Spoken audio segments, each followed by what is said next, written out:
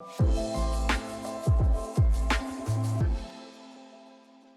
everyone. This is part 3 of a 3-part series with Josh Rossman, VP of Customer Experience Strategy at Oracle. Hey, Josh. Pleasure talking again. Philippe, thank you for having me. Good to be here. I'm always excited to talk about this topic, customer experience strategy.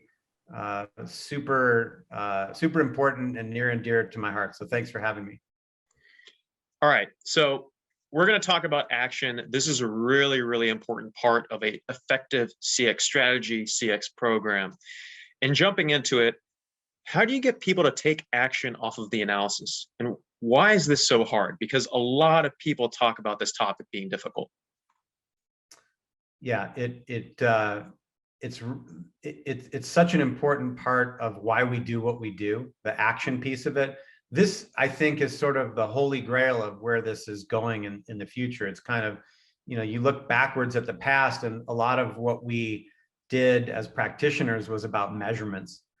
And I think that the focus is much more on actions. Like, what do you do with the measurements, and how do you drive change and actions in the right way? So very tough topic.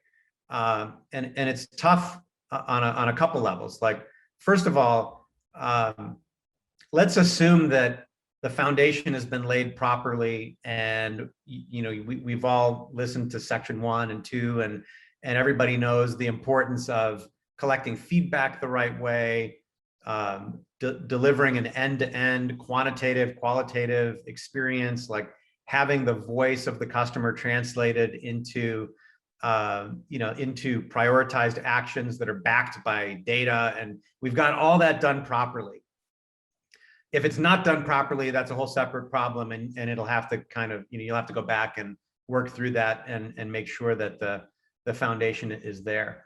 But let's say we really understand what to do, and it's just not happening. This is common, and I think it reflects the heavy lifting involved in culture change and in trying to bring something new to an organization where the muscle is not really built up to handle it. You have to keep in mind that this function is still relatively new, so that there isn't the same playbook to pull off the shelf, and that's part of why we're here. If you needed to go out and hire a new CFO or a new chief marketing officer, somebody to head HR, you could get you have a pipeline of candidates for almost any company, industry really quickly, and have a lot of talented people to interview and then have to make a choice. If you're looking for people who are experienced in CX at the leadership level, it'd be a lot harder.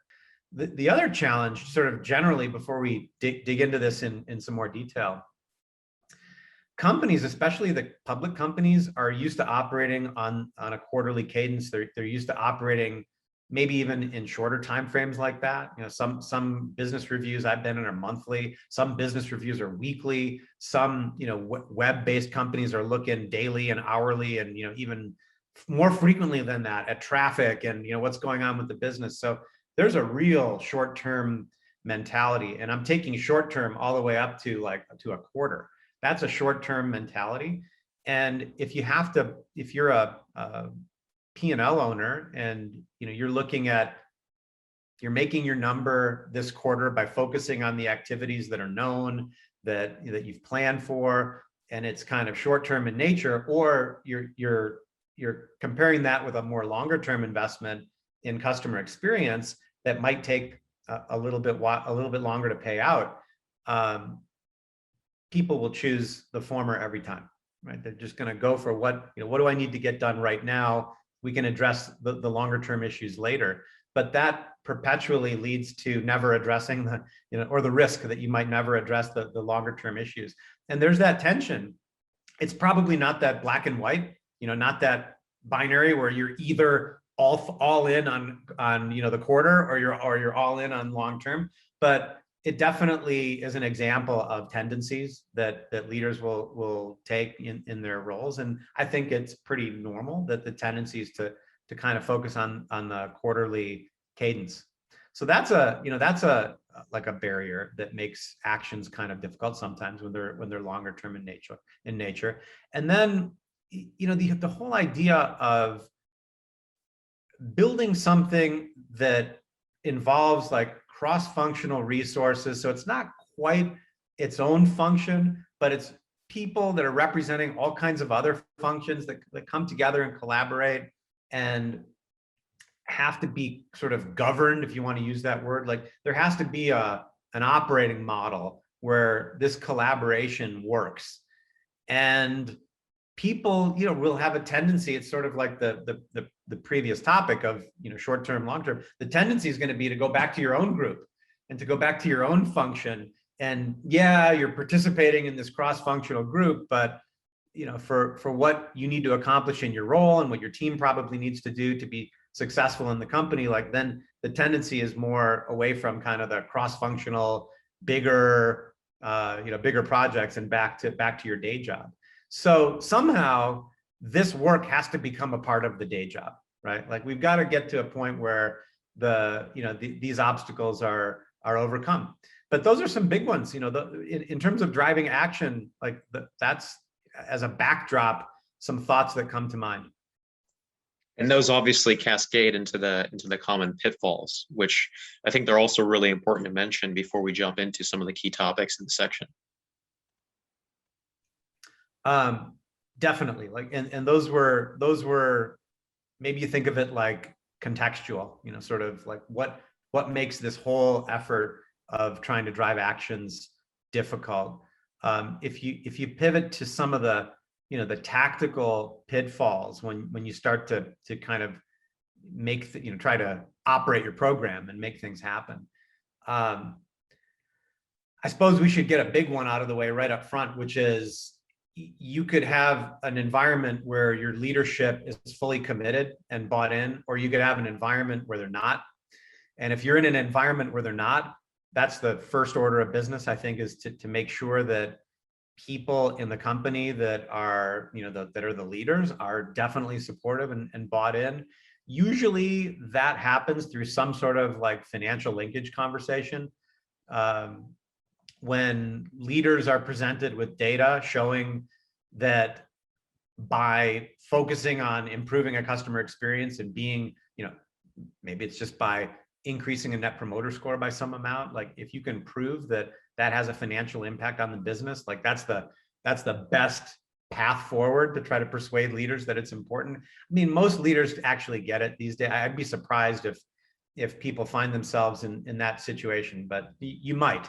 So address that first, and then get to a place where you actually have to try and use the support of your leadership to bring people into the effort and get them to change their behaviors.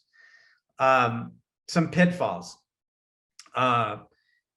If there's a lack of trust in any way with your data, with the analysis that's come from the feedback, with what you're recommending teams do, with the belief that they can actually accomplish a goal of increasing some sort of a satisfaction or loyalty metric by X amount, like that, it all has to be trusted. So you're kind of only as good as the data and analysis that you produce. That's why we focus that's why those were numbers 1 and 2, right? So like that has to be done really well. If that's not trusted, then people will walk away very quickly. And I've seen that play out. I had a scenario at eBay years ago where all kinds of owners of different touch points in the buying experience on the platform were gold on some uptick from the baseline that we established. And at the beginning, like setting goals is another topic that is its own, that has its own place. But usually early on, when you haven't yet figured out what makes metrics move, like you don't really know with precision how much you're going to increase the number, and you have to learn your way through that. So a couple of teams, basically questioned the data, like the reliability and trust in the data. And as soon as that kind of gave way, nobody wanted to keep their targets, and it took a lot more effort, a lot more time to build that trust back up. And we're not here to talk about the specifics of that experience, but I mean, or the details of it. But if you find yourself in a place where you did something wrong with the data capture, or you made a mistake in the analysis, then it's going to take some repair, and you're going to have to get past that point where your stakeholders that are using this and using your feedback and working with it, relying on it, trust it. Sometimes, another pitfall is that you don't really have the right kind of governance in place to manage the effort. And what does the right governance even mean? I mean, that to some extent is going to depend on the environment that you're in. But at McAfee, we did a pretty good job with this. Like we actually branded the teams that work together pivot to action teams. It was kind of a cool name. It became a little bit of a bragging right, almost like you're on a pivot to action team, and that was that was considered a cool, like a good thing. But they were very simple. This is a cybersecurity company selling software basically, and it's a product, and the product is supported by a support organization, and like the customer experience efforts driven by customer experience practitioner. Those were the three primary people that needed to be involved. So for each area that was of focus, there was somebody representing product, somebody representing support, somebody representing the voice of the customer, and they came together to really, kind of figure out what is it that needed to be done. Like the voice of the customer person brought the voice and the data and the metrics and the feedback, the quotes, all of that content. The product person brought all of what they're managing and what happened during the period of time to the actual product.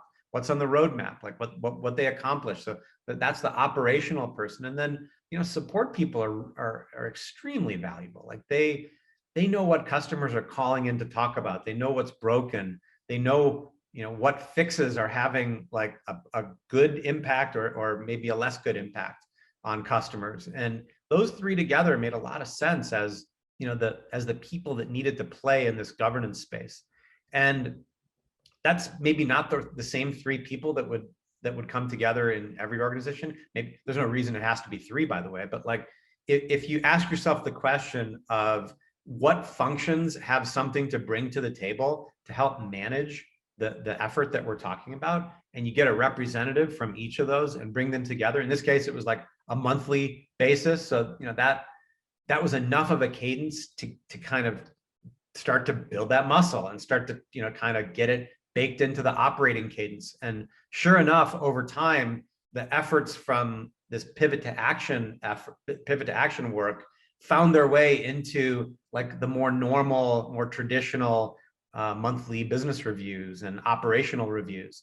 And that's a big win when customer voice and actions on behalf of the customer kind of find their way into like a general business review. So let's talk about using customer feedback to establish a culture of customer centricity at a company.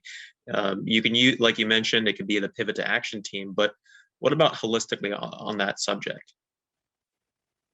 Well, when we're talking about culture, behavior, somebody's got to model that behavior, right? Like if you have a CEO that's leading by focusing on customers, that's acting as a role model for what other people should do, and how the next layer down and the layer below that, just the whole company should behave. So there's sort of model the behavior at all levels, and you can use feedback in the modeling, but like I think if you're a CEO and you've set a target for your company or that's around a customer metric, that by itself is going to drive behavior.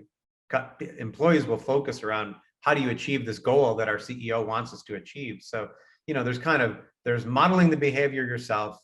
There's setting appropriate targets and goals so people are engaged and want to act.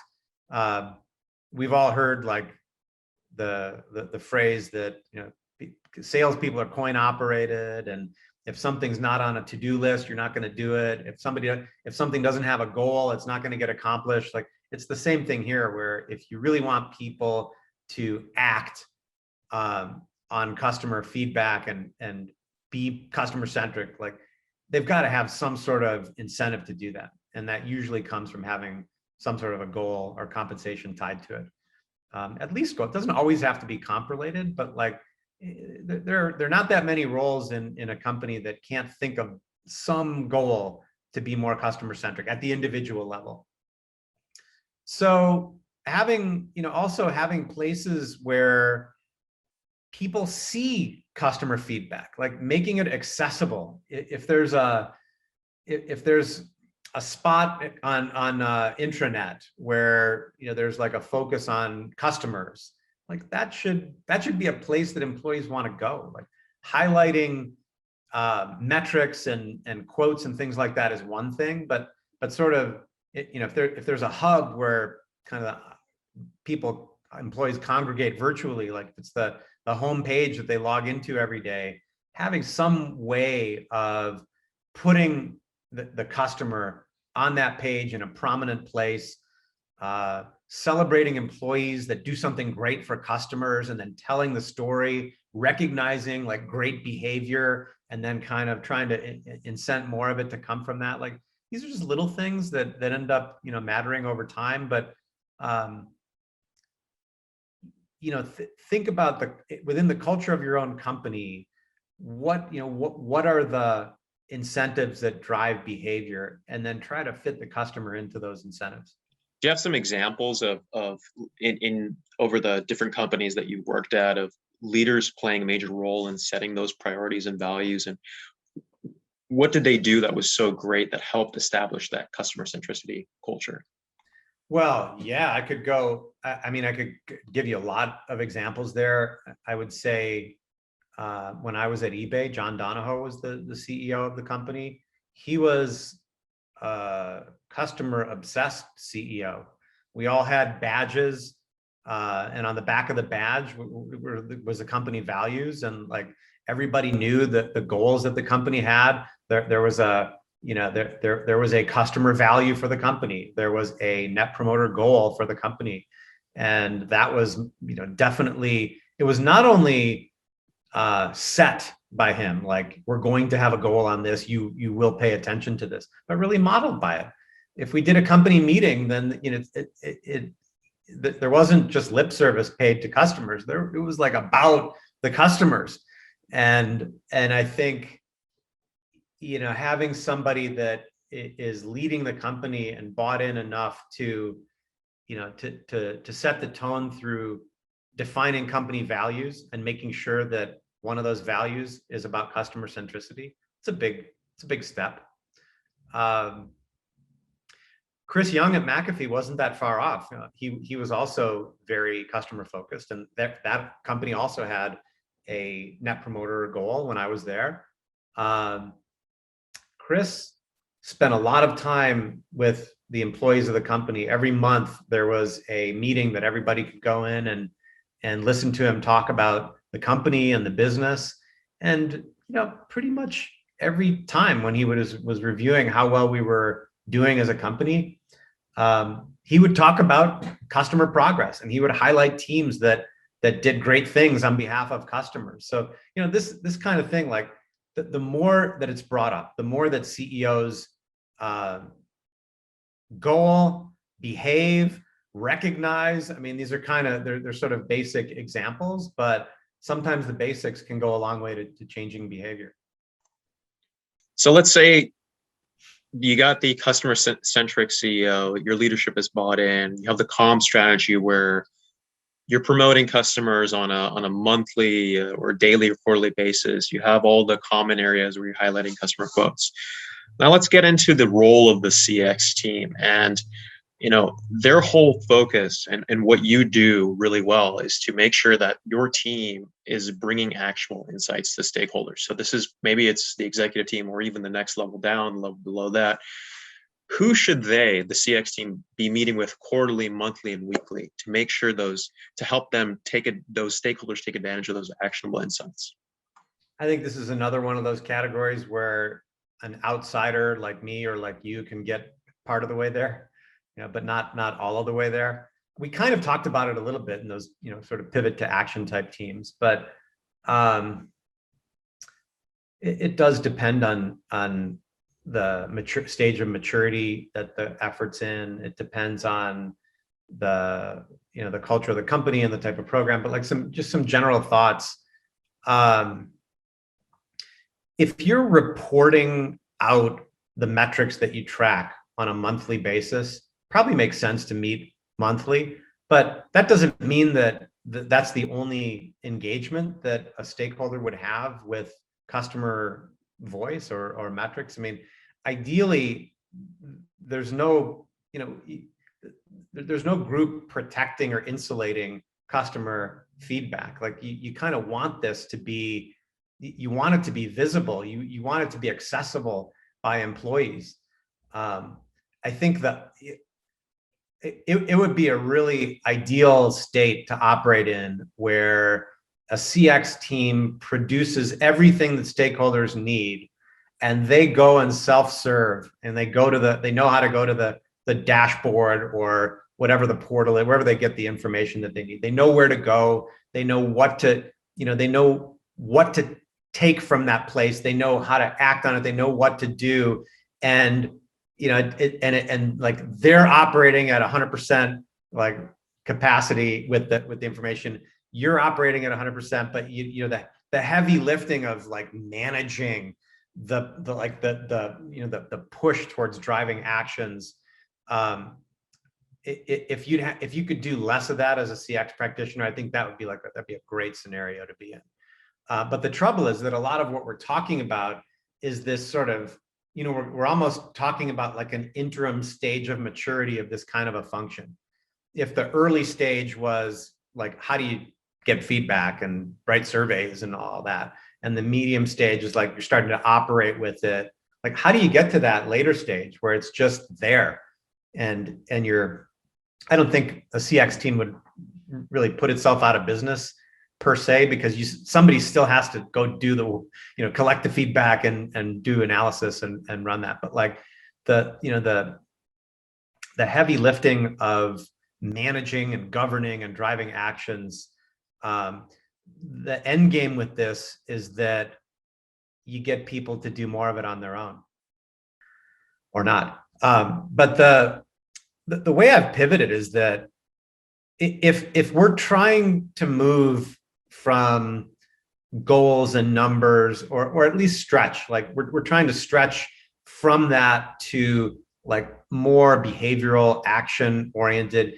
accomplishing initiative, like getting things done on behalf of customers. I've thought about, kind of different goals or extending goals to, what about things like the number of initiatives that are taken on? And, you, of course, like people could game that but like, if you could really do it well, like it's so important to actually drive change and make things happen. Like, what about the pace of closing initiatives, the number of initiatives, the pace of closing initiatives? I mean, these are things that actually contribute to influencing the scores and like improving the experience as measured by improvements in the scores.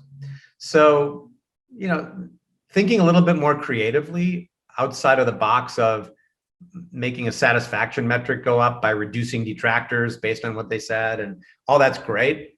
But here we are talking about behavior and governance and getting people to take actions. Like, then, maybe you measure how many actions they took, something like that, where you think a little bit more about what you want to get done and start to think about like the incentives that can, kind of fall behind that. Like you're suggesting a CX burn down chart, the way a product team does, where they take their backlog and they just kind of get it all done, which would be pretty cool. So in that medium stage of maturity, before you get into the pinnacle essentially the stakeholders are fully trained, they're self-served, and the CX team is coming in there and providing additional guidance. But in the middle, you have to be meeting with everybody. So are we talking about a presentation, a discussion? What is that environment like? How do you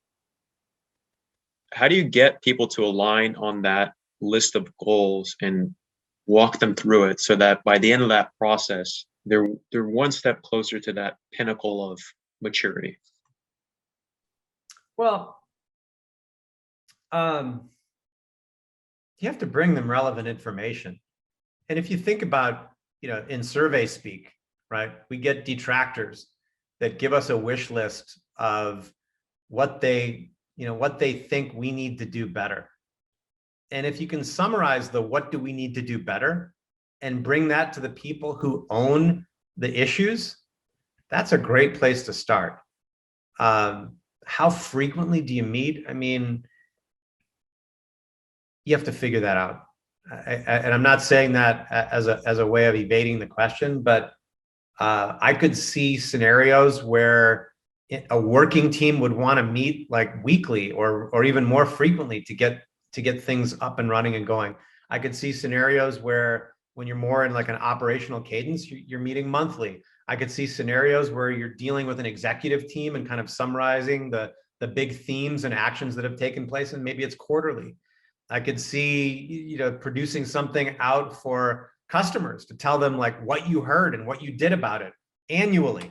I could see celebrating employees and the great things that they did on behalf of customers daily on the web. Like they're I hate to be prescriptive. I don't want to be completely, unprescriptive, but I hate to like sort of establish a rule of how frequently you should meet. I mean, I would say I bring a lot of PowerPoint decks and a lot of summarizing of data to a lot of meetings, very frequently. And I've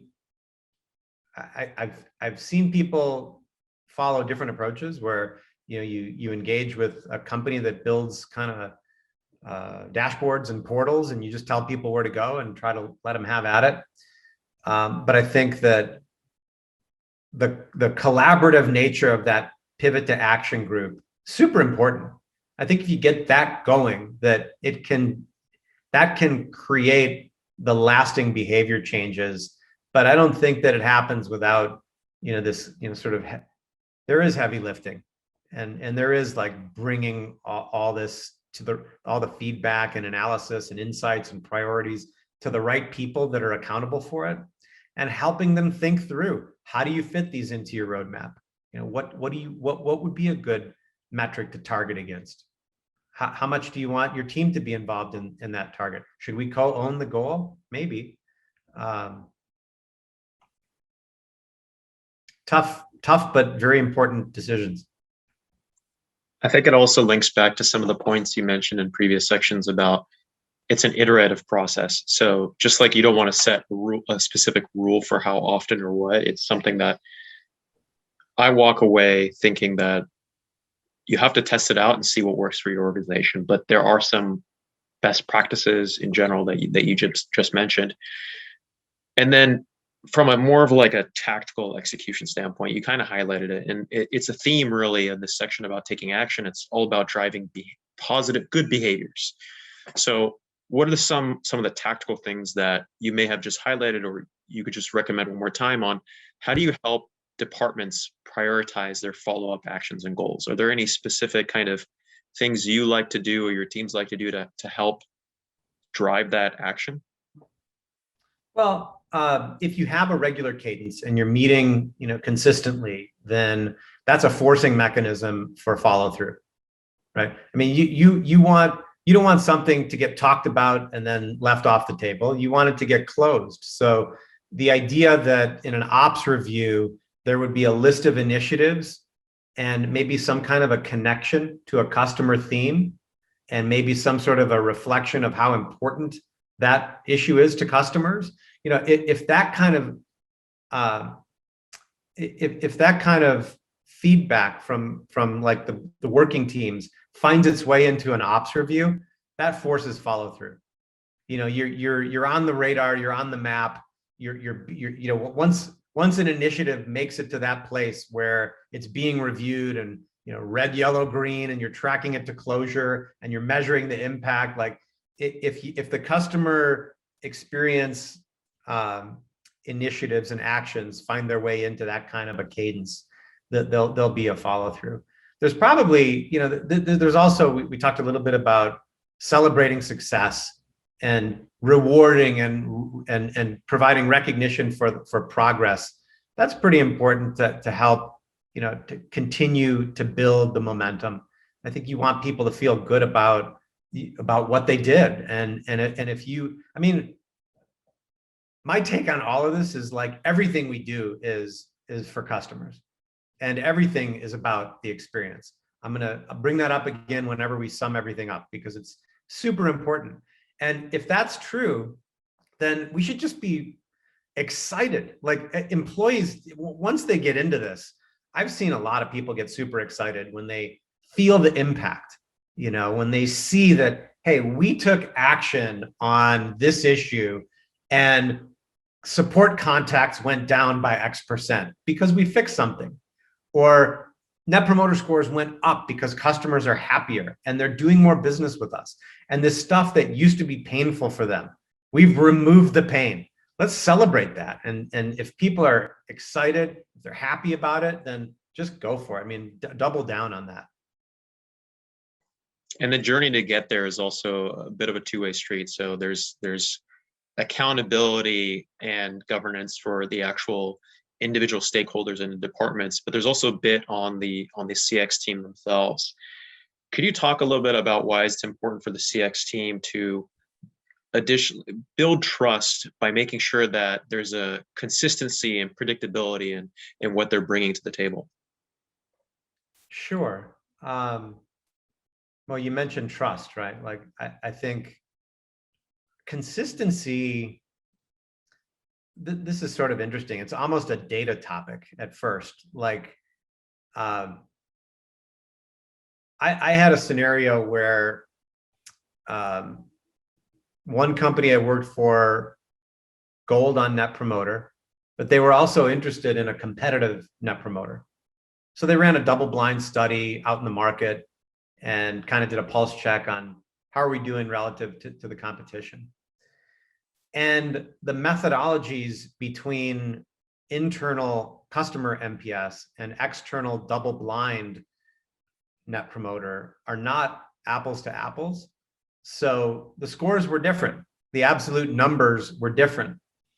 And that was one inconsistency that led to confusion. I wouldn't say that it destroyed trust. It was confusing. People didn't know what number was real.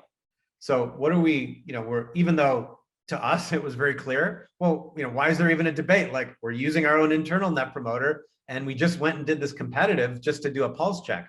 Well, that doesn't work with people who are seeing this occasionally, and they see one number over here, one number over there, and then different people will report one or the other in different places, and then it's confusing. So if you're going to have Net Promoter, you want to have one Net Promoter, not, you know, 16 different Net Promoters for, you know, how likely are you to recommend this based on that, and it's, you know, it can get kind of out of hand. Inconsistency in methodologies, this can affect, you know, sort of, I guess if you have enough confusion, it will affect trust in your feedback. People just won't know what to do and they kind of will disconnect. But if you have, let's say you have a product satisfaction on a 0 to 10 scale, and someone else is reporting a different customer metric on a 7-point scale by citing the top 2 box, right? And it's as a percent, and one is as a Net Promoter, you know, net score. Just having 2 different methodologies is going to cause confusion. You don't think that it will, but it very quickly will. So what do you do about that? In the kind of pyramid that we talked about of, top level metric and then product and support and the journey and having all these different topics that you ask customers to give you feedback about. Same scale, same methodology for reporting. If I understand that product satisfaction is a 45 and support satisfaction is a 32, like I know what good looks like. I understand where that 32 came from. Show me the promoters and detractors, like show me the breakdown there. So like the consistency in how you approach just reporting out feedback, it does matter. Like you want people conditioned to understand that there's a number, that comes from people who are happy called promoters, and they could be promoters of the brand, of a product, of a part of the experience. There are detractors. And if somebody is owning that part of the experience and wants to understand, what's going well and what's not going well, like it won't take long before they get the lingo and say, hey, like, give me the detractor feedback for this, or give me the promoter perspective for this part of the experience. I want to know, I want to go to market with a marketing message, and I want to start to leverage some of these themes that we know are going really well, that customers love. Give me that feedback from the promoters. You want people just conditioned to understand the methodology, how numbers are calculated, how it's reported, what they can expect from like the feedback from something. That makes their usage of all the content a lot easier. So let's shift gears and talk about goals and taking accountability at a team level. How should individual and team performance be tied to following through on actions and hitting the set goals? Now, this can be the CX team. How should their goals be set and potentially comp, and also other stakeholders that they're working with? So how I said that there's sort of an extension in my thinking around goaling. Part of it is that some of these metrics are slow moving, and some of them are also noisy. Like net promoter, it can move quickly, usually down if it's going to go quick. But because they can be slow moving, and why would that be? Like if let's say that you are delivering a suboptimal experience and you figure out why and you start to fix it. Just because you fixed it, a customer's perspective of your brand doesn't change overnight. They have to experience the fix, and they have to experience it repeatedly over time, so that at a certain point they really have seen a change. And all the better if they see change after change after change, like then you start to see scores go up on the uptick. Part of why when we talk about the survey architecture, and if you remember, like I talked about attributes, that you get a scorecard for these attributes underneath a metric.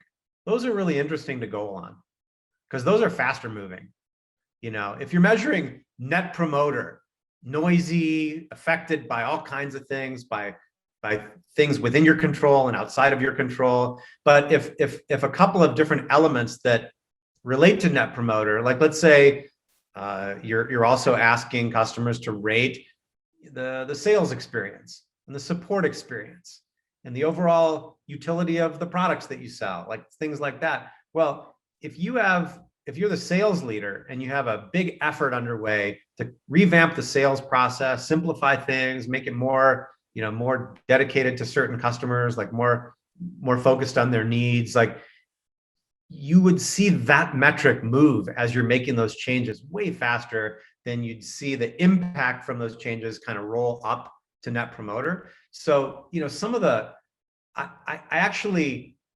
I like finding people who are accountable at that attribute level, and then establishing goals against moving the attributes, versus moving kind of the top level metric where it's this net score that it can be long term, it can be difficult to move, it can be difficult to measure. So I'm looking for metrics that are more directly and like tightly connected to actions, if you pull this lever, this metric will change. That's more often at the attribute level. So with that said, though, like, should a company goal on Net Promoter? I think it's a great metric. It's an awesome customer metric to have.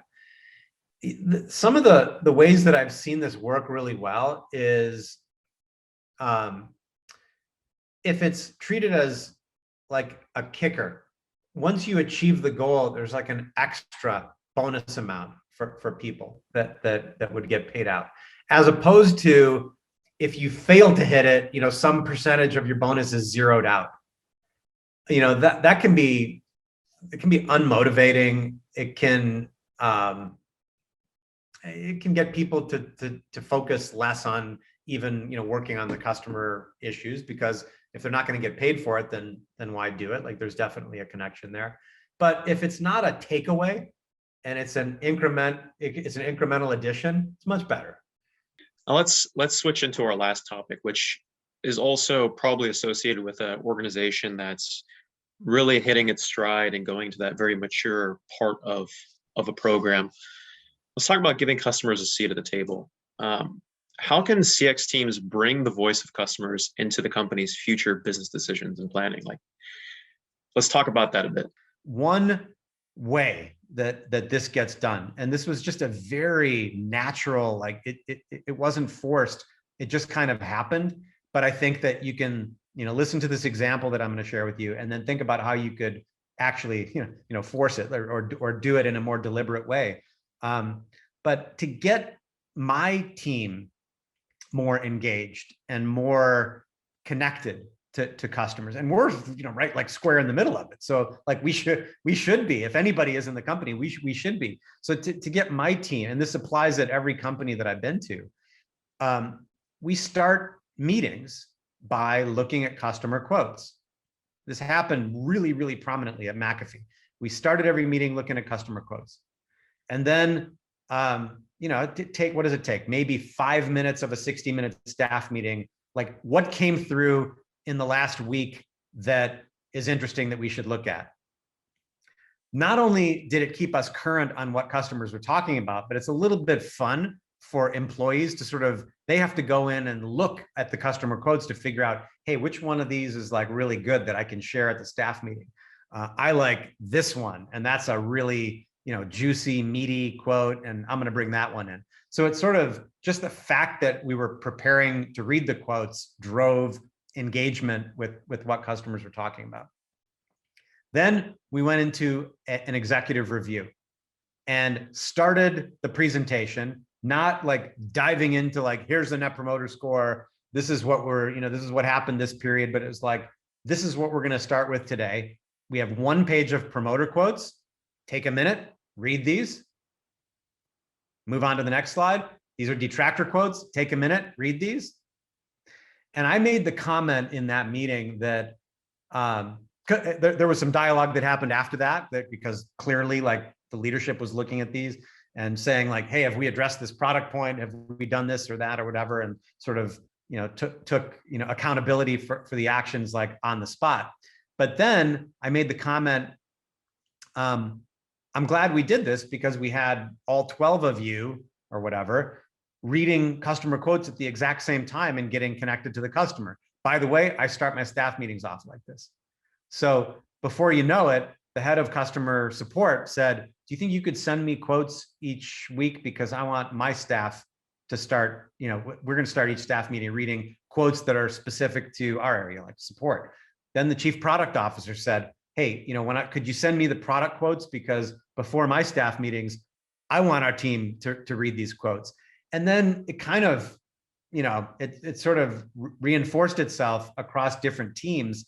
And before you know it, across the company, you've got like all these different groups that take 5 minutes of just reading customer quotes that come from the work that we're talking about here and benefiting from it.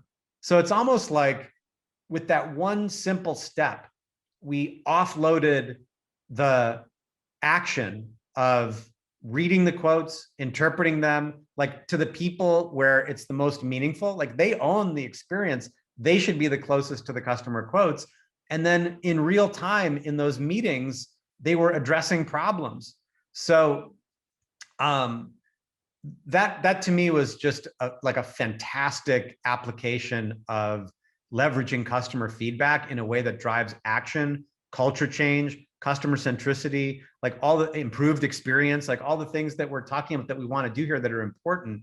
And it just came from like sort of randomly making the comment in a leadership meeting that we start all these staff meetings looking at customer quotes, and then, you know, kind of look what happened. So it's that's how simple is that, right? Like, I mean, that's such it's such an easy thing to do that can have a positive impact, that should be a part of the playbook.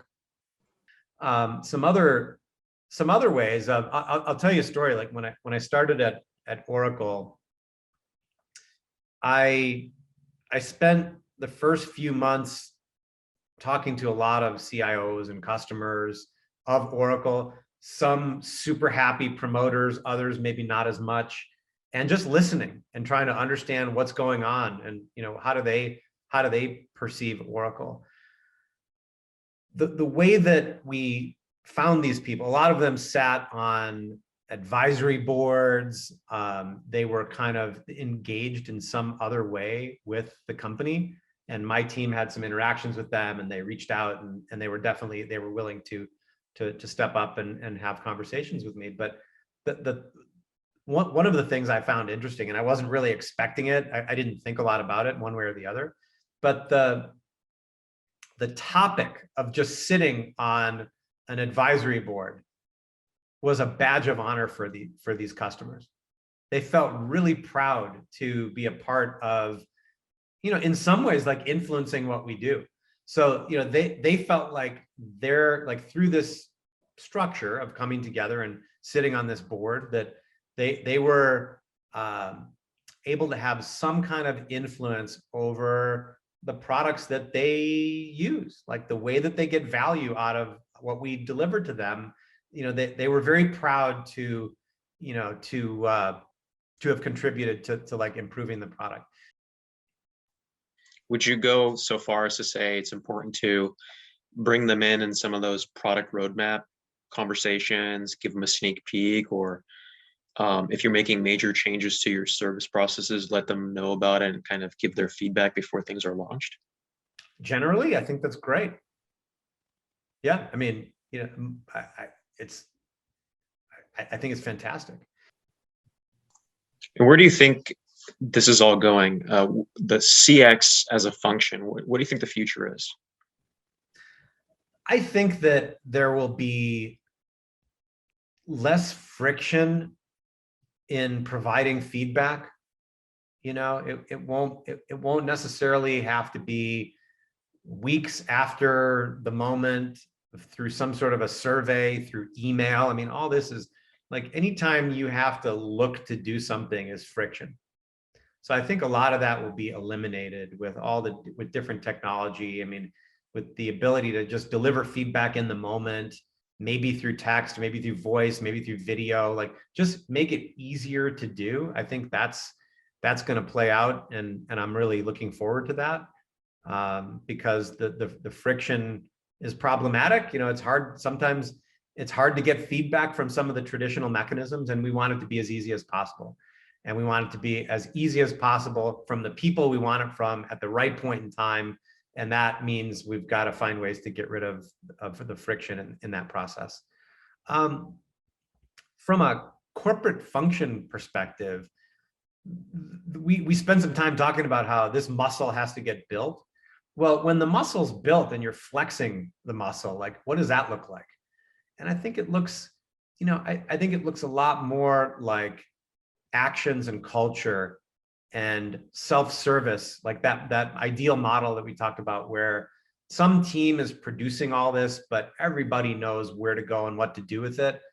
That, you know, that's a big, you know, big step forward.